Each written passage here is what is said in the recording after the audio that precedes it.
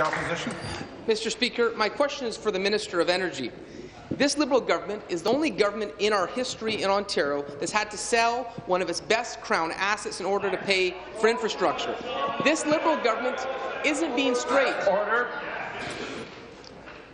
This Liberal government isn't being straight with Ontario when they say this is required to pay for infrastructure. On the energy file alone, if you look at the misspending, if you look at the mismanagement, $1.1 billion on the gas plant scandal, $1.1 billion in exporting power to other jurisdictions this year alone, $2 billion on smart meters, $83 million on missed billings because of Hydro One errors. That's $4.3 billion on the energy file alone because of your own mismanagement. Mr. Speaker, will the Minister of Energy accept if it wasn't for their own incompetence, you wouldn't need to do this fire sale? Be seated, please. Be seated, please. Thank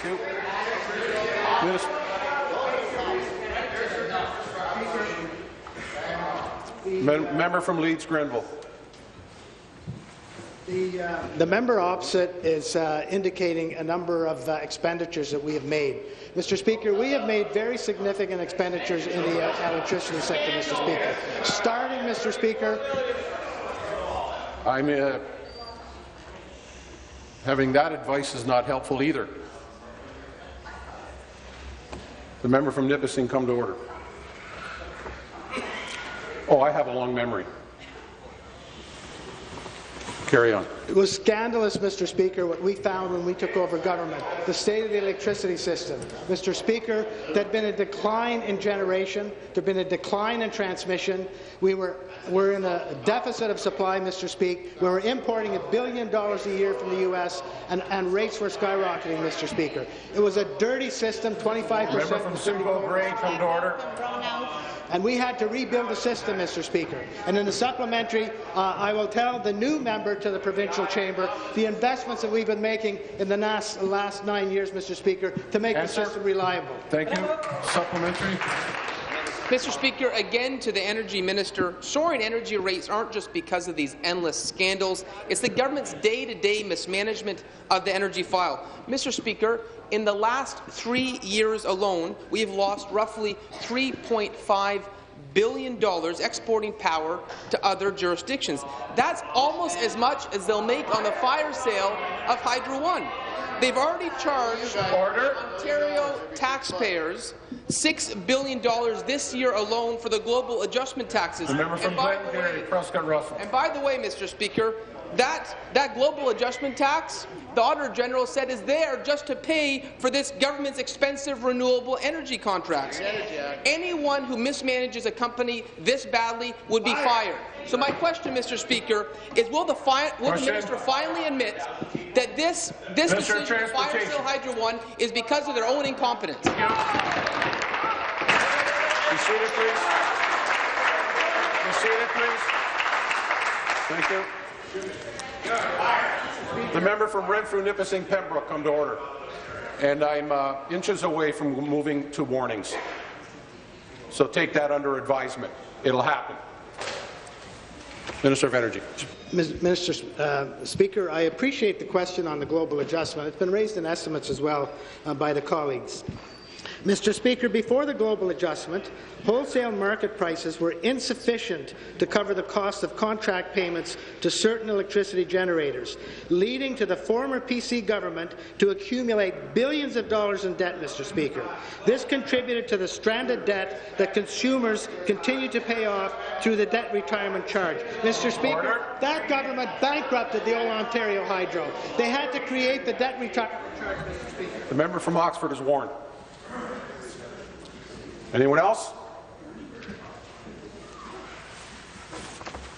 And they kept prices artificially low, Mr. Speaker, because they did not include all the costs of the system.